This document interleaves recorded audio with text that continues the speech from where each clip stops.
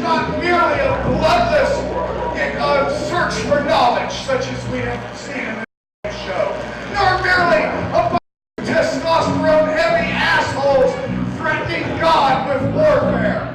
But friends, this is also a church of tits and ass! Yes! As well as dicks and butts and so forth. Yeah. I happen to like the tits and ass better. And praise God, our tits and ass are the highest quality tits and ass because ours are sub-genius foundation employees such as the great and greatest Saint Nickie Deathchick. Down on your knees, boys, and the lady just had it. Well, obviously, as I'm standing up here, it's not easy being a Connie-ite. With great power comes great responsibility. In the last couple of years, the mail order division has largely been run by myself and now operates almost entirely under the supervision of Reverend Mary Magdalene and me. If you have ordered any of our fine Dobbs-approved products in the last 5 years, I have seen your name before passing your order on to one of the robots or lesser beings. And of course, there's the constant hassle of having to deal with the attention you get when you're part of a very small but ever-expanding pool of mutant females in a great big pool of male mutants. Additionally, many of the events of the past years would not have been accomplished had it not been for Connie-ite intervention and direction, including Dockstock in Amsterdam. And it's funny because we really didn't plan it this way. It simply became necessary.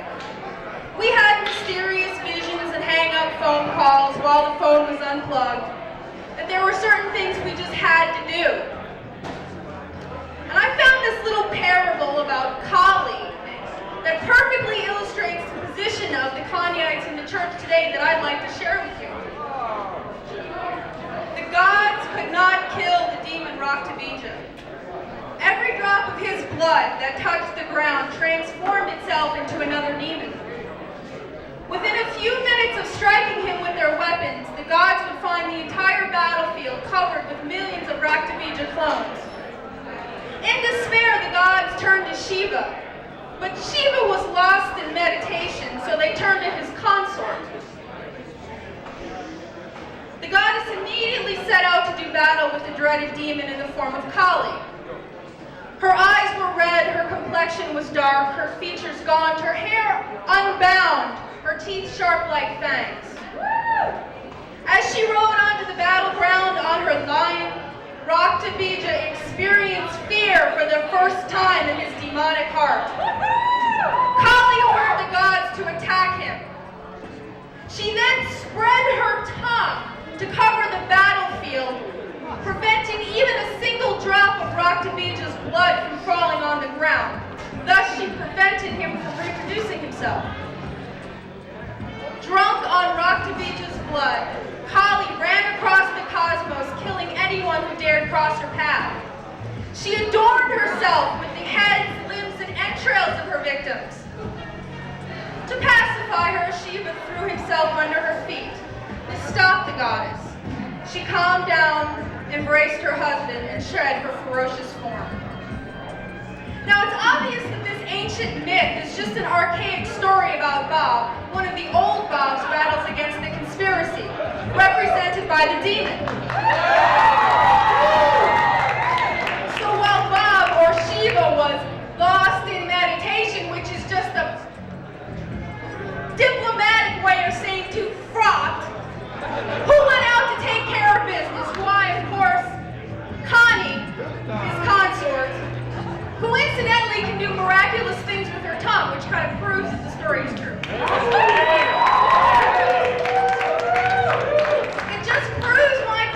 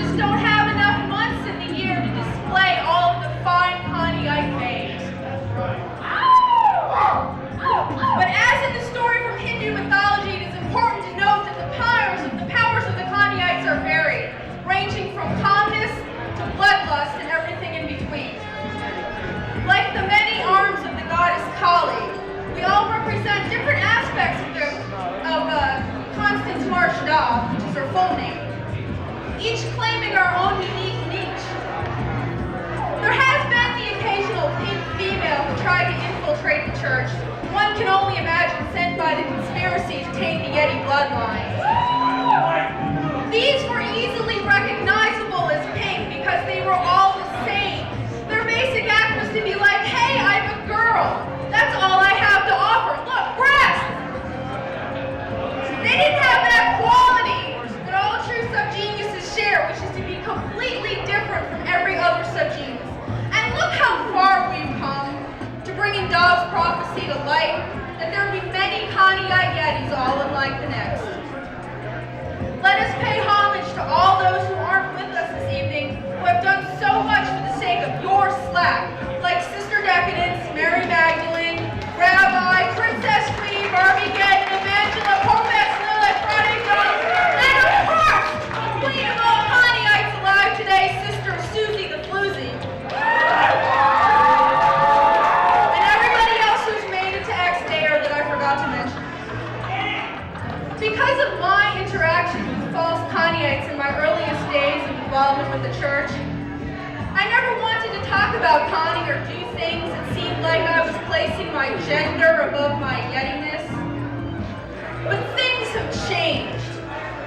My aspect has always been more of the collie side of Connie, to get shit done and punish the guilty, while providing slack for the true followers of the path of Dobbs. My contribution has been, and will continue to be, giving you what you really want, which I'm finding out more and more is to be teased and taunted while you feel that delicious forbidden guilt. So for your enjoyment and frustration, I am going to talk about blowjobs.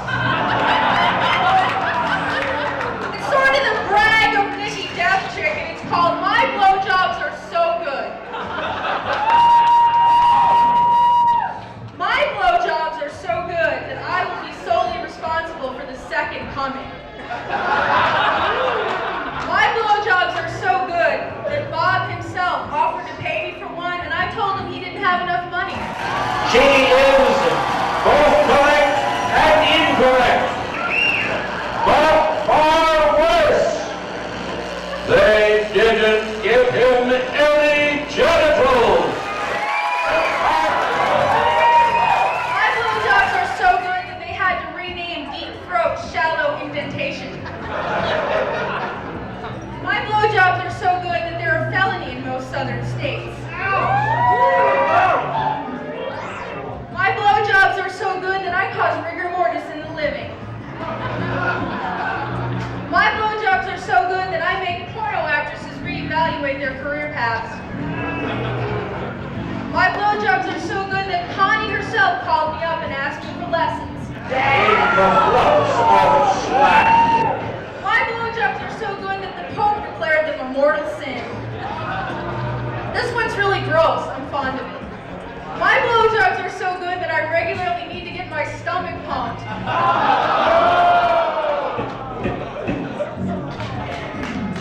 My blowjobs are so good that my longest blowjob involved time travel.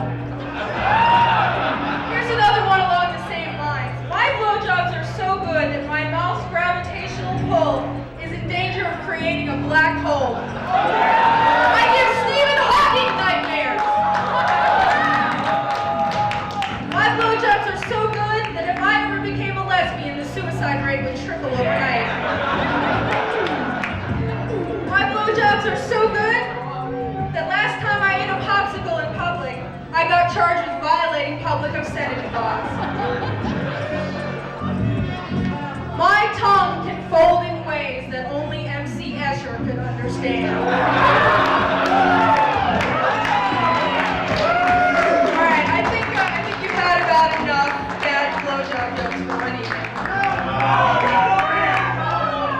Alright, I got one more. I didn't write it, but I got one more. Alright. In this Catholic parish, the head priest was out for the day.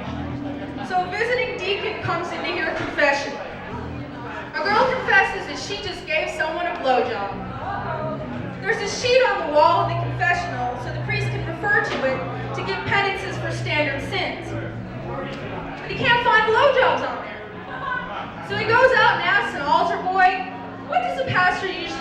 blowjobs. And the altar boy says, oh, about $5. All right, that's enough. Reverend Nickie Deathchick, please order some shit so I can keep my job.